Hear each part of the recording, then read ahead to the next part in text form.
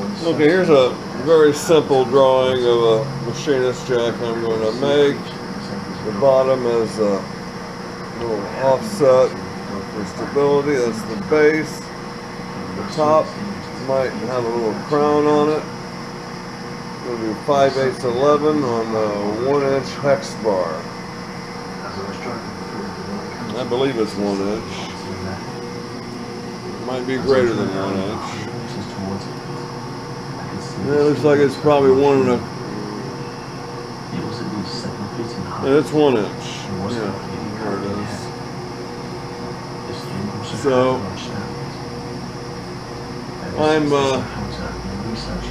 not going to cut my threads. I'm going to use a die and a tap because I want to use my recently made die holder. It's got a little spring on there. It needs to come off. To say the paws are terrifying, and that alternative thing is it doesn't match any animal we know. However, skeptics say this creature could be a bear, but others say the snout is too long for it to be a bear.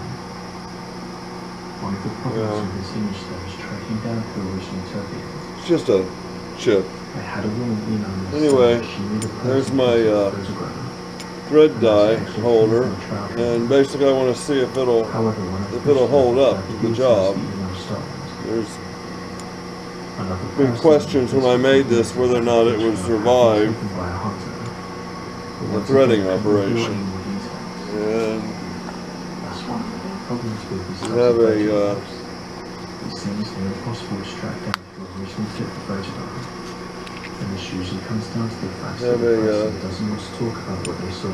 thread die from Shars. I need to back those pins out. I really miss my, and I know you do too, my camera mount system. So we'll see if that thing will survive. We'll use the quill on the tailstock to keep it lined up. And then I have from Shars as well. One winter, she decided to sneak out for a cigarette behind her family's house. Actually, the first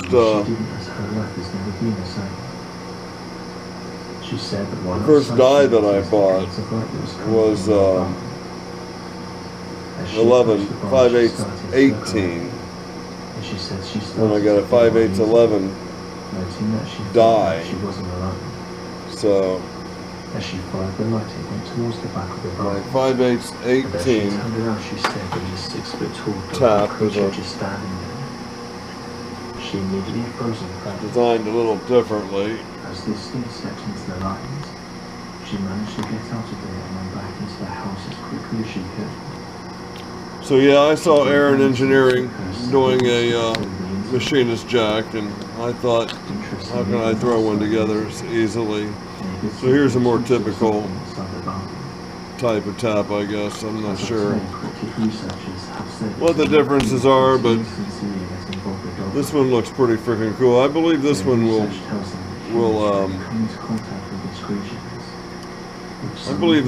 bring the chips out the top.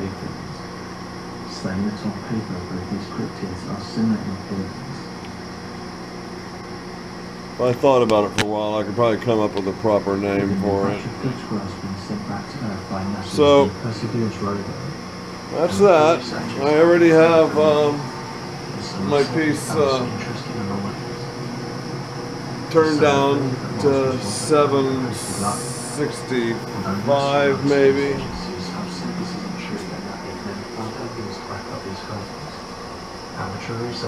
725, 725. I made a little cheat sheet here.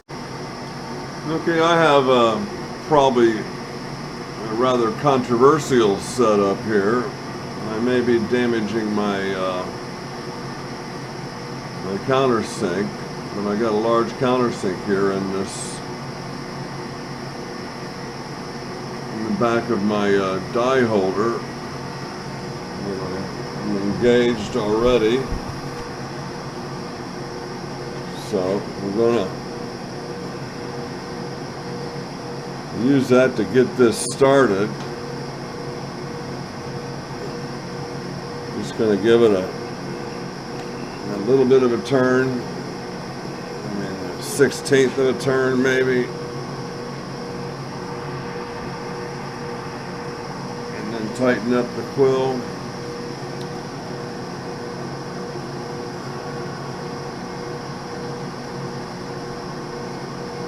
Till we have a good start. Then we can back the quill off. And this is spot on that major diameter. So there's no fudging this and taking it easy on this die holder. This is, I need to take this away so I can get in here and work. So let's get you down here maybe.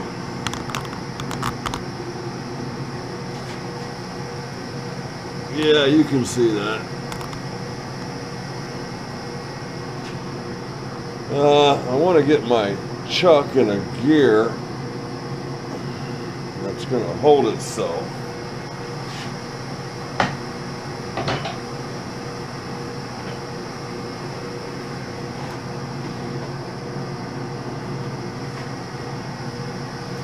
That's not the gear.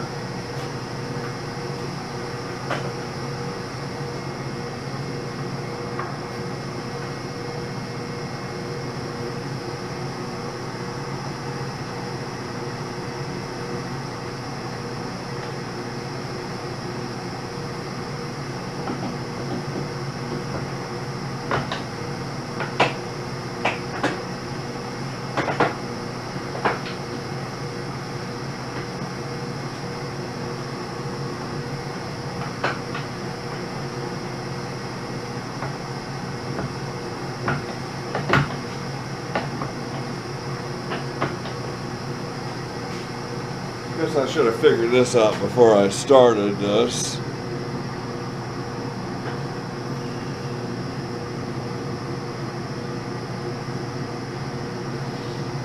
Well, let me try this.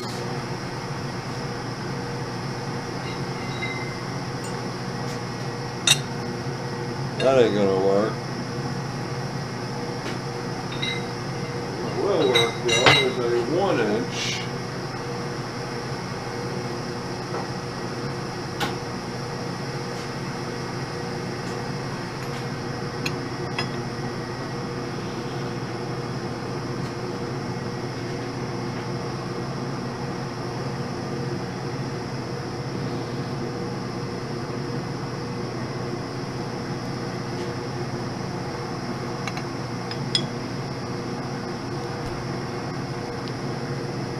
I'm going to try some lubrication for a change. It's something different.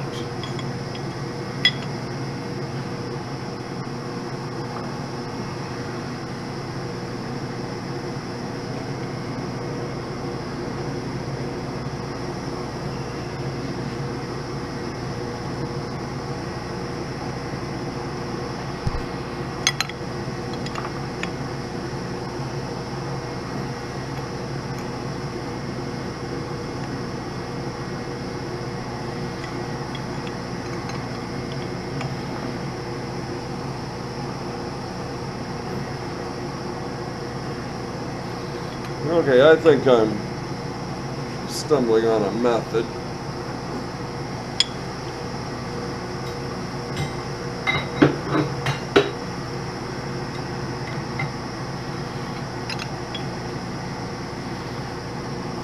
There we go.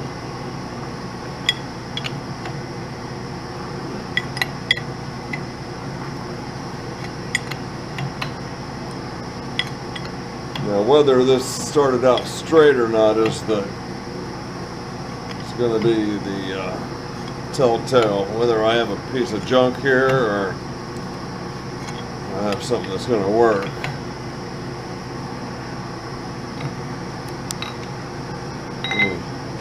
Back that up a little bit.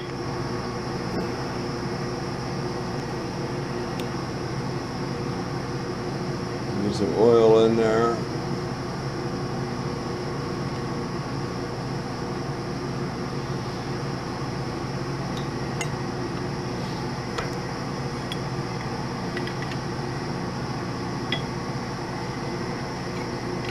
Like the die holder is surviving.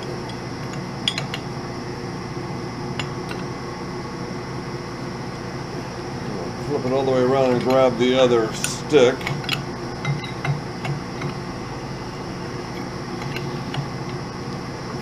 Yeah, it's doing quite a... Well, as you can see, it's going quite well at this point.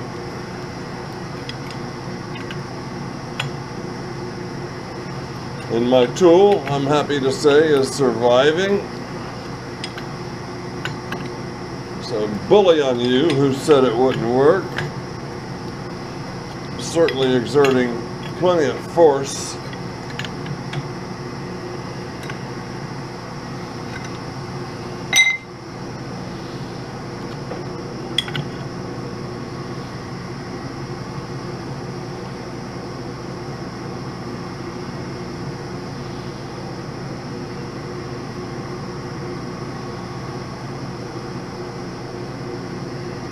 Try to clean these chips out of here.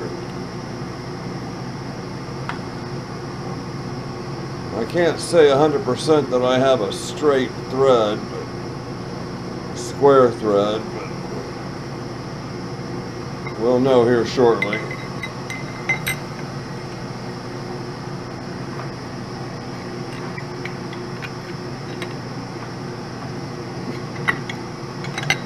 Okay, a little double action there. It goes twice as fast. I just wonder if you're seeing any of this.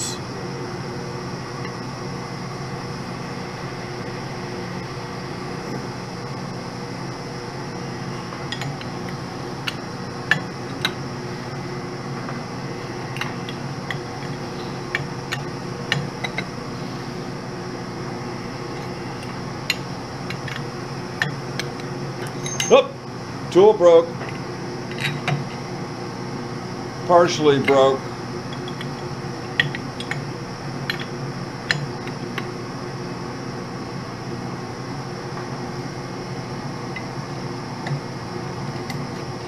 But it still works. I still have one arm.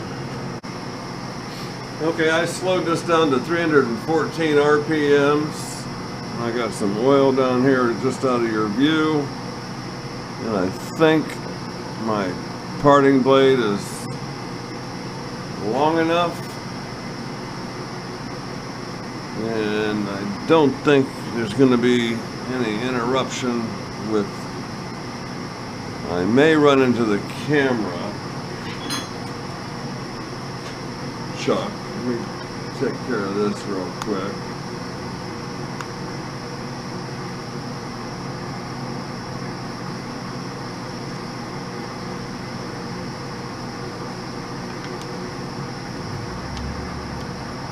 Get rid of that. See if there's any damage on that from that behavior. Doesn't appear to be any damage.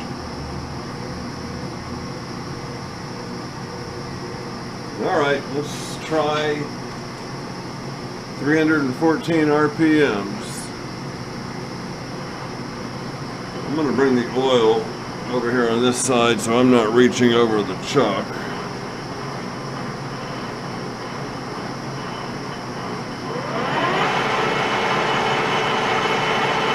I got the carriage locked.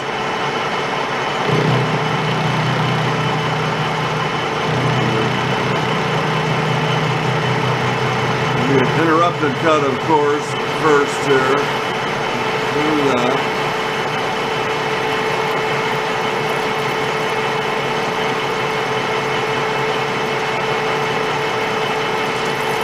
Seems to be a good speed.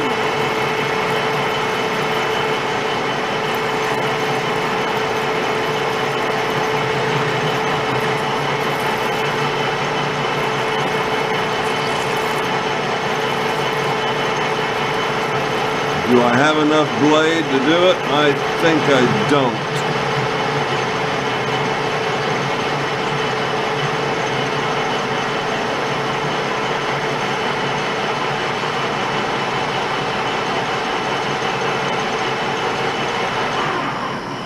That's fine though, because I need to get in here anyway and do some chamfering. Now, come on now, don't tell me that's a different size. There we go. Push that blade out a little bit.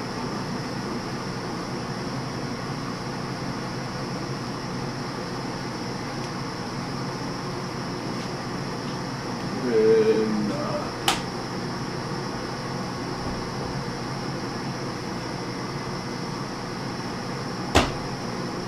don't really have a chamfering tool, so I'm going to use them set up, so I'm going to use a file.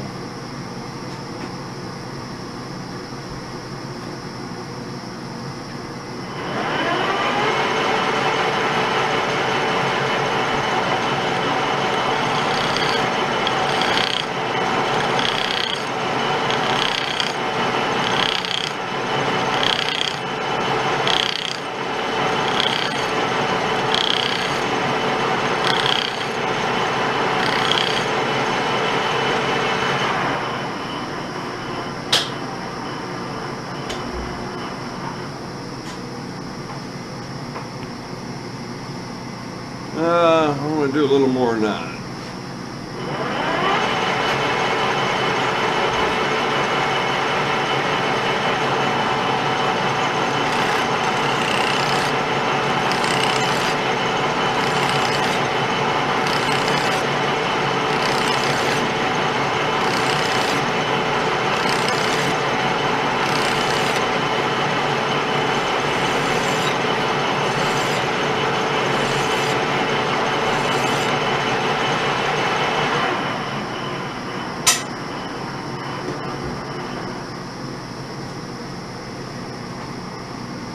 That's perfect. Okay, now to continue with the part. Okay, so now, what do we want this top surface to look like? And I say we just have a little plateau on it. Let's make it specifically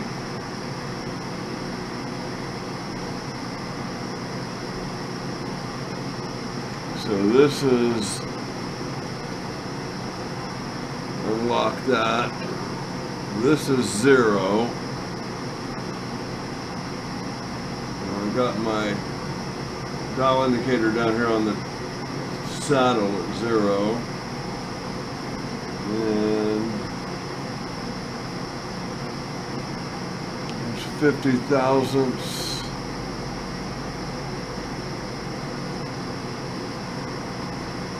Let's try a 50 thousandths feature. Let's do 100 thousandths.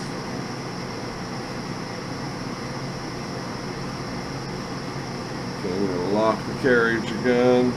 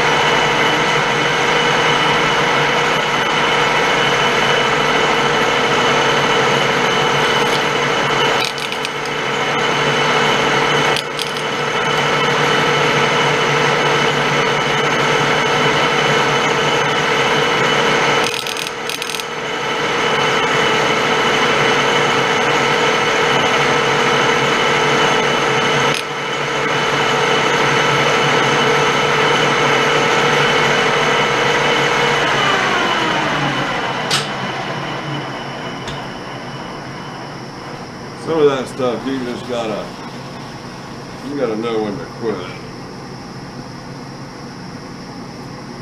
I'm gonna go with that. I like that. Okay, there's one more thing I need to do, and that is to chamfer this edge here. So I'm gonna lightly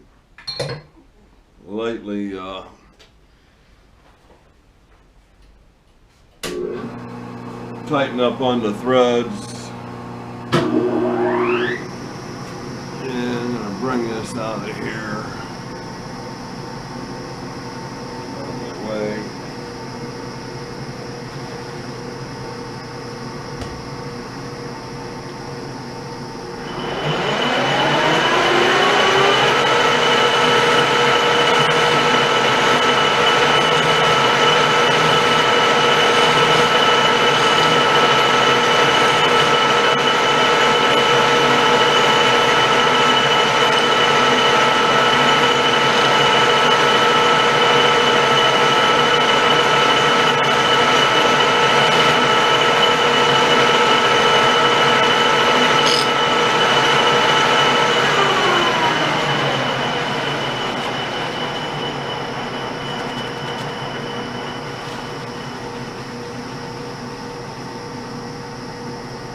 That's perfect for my liking. Okay, we'll get that cleaned up and bring you over to the table. I'm not going to call it a bench.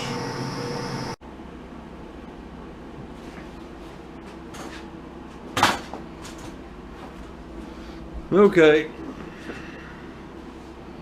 there's the first phase. And I'll need to get some chemical bluing so that I might help preserve that a little bit.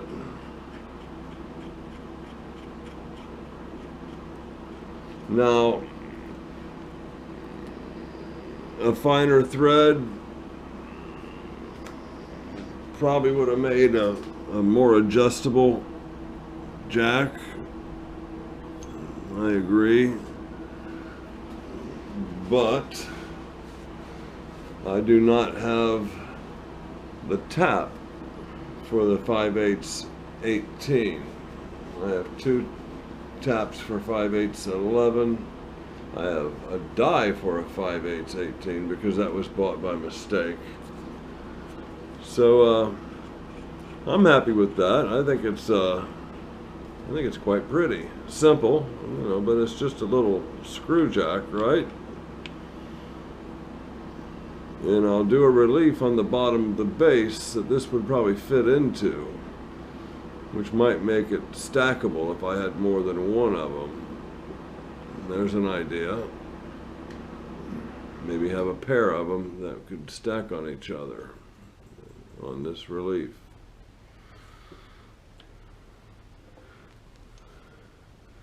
Okay. Here I am. Okay. I guess that's it. Got in a little trouble with the wife today, and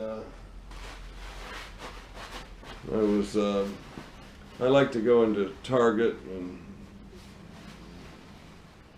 I don't like to go into Target period, but it's where we happen to be at. I've been there probably twice this year, three times in 10 years.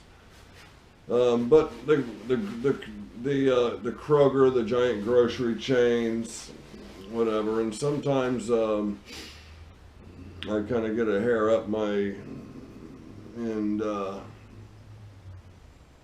kind of walk around, you know, vocalizing, you know, giving my opinion on items on the shelves and pricing and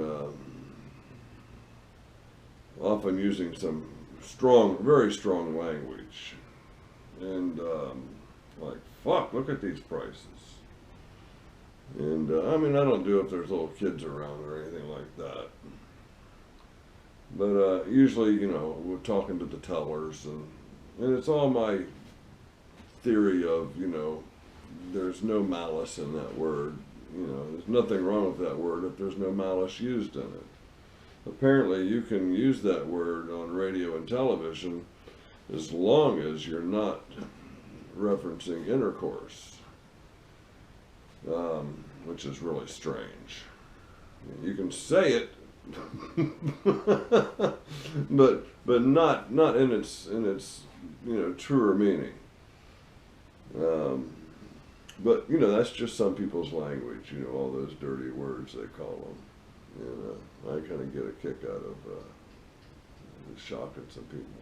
But I used it in the context of my wife's creator, and she was very offended. And you know, I explained to her that, you know, there was no malice there. There was, you know, your creator knows my heart. I wasn't being, you know, but it probably sounded like I was being an ass. So, you know, I had to apologize, and you know, rightfully so. But and then you go to, you know, you go to some of these cafeterias where a lot of senior citizens go, and they're looking at you. They don't look at me that much anymore because I'm not so young, but they used to look at us. We were young, you know, we were in our 30s probably, you know. You know, the youngest by far, you know, in that restaurant at 5 p.m. having dinner, and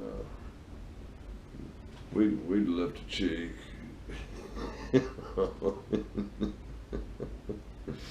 And they got a kick out of it. And after a while, they figured out what we were pulling their leg, and everybody had fun. Okay. It's 8 a.m. I got up around 5. So let's go see what the day brings. I hooked my furnace up last night. Now I need to go get another electric heater like that one, so I don't have to burn all the propane. They're charging me $4 a gallon for propane. It's like, are you kidding me? I'm about ready to tell them to come to get their tank. I leased the tank.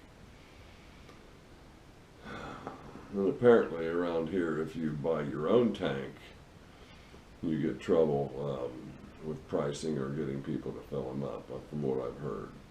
So if I was going to stay here, I'd get a 500-gallon tank and bury it in the yard. Take a half of your salary and fill it up. And just ride on that. Okay. My second brass jar's filling up. And if I decide to make a thermos out of that drift, I'll probably fill up several jars. What else is going on? In the lathe, it's just where it was the last time we talked. It's still doesn't like to lock into forward screw travel. Doesn't seem to be a problem in the feed mode. I haven't had any problems with it in the feed mode. It'll shift left and right, no problem. Those are all things that are going to work themselves out. What I'm worried about concentrating on right now is hitting numbers. You know, being able to go from an inch to 763 thousandths and hit the numbers. And so that's kind of where I'm at, what I'm practicing doing. And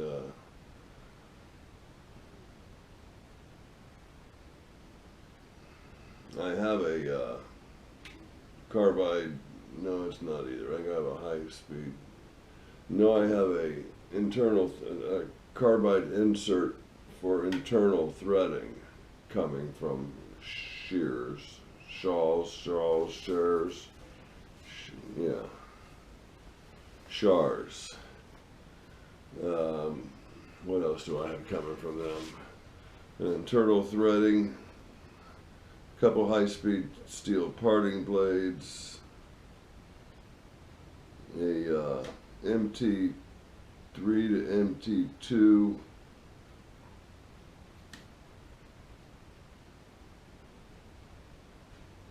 well, it's what I have now is a little sleeve about that long, and what I'm getting is something more like this with a tang on it. And these are nice. I like these. Are MT2s, and they're machinable. There's blanks. So I got a spotting drill on there. Yeah. And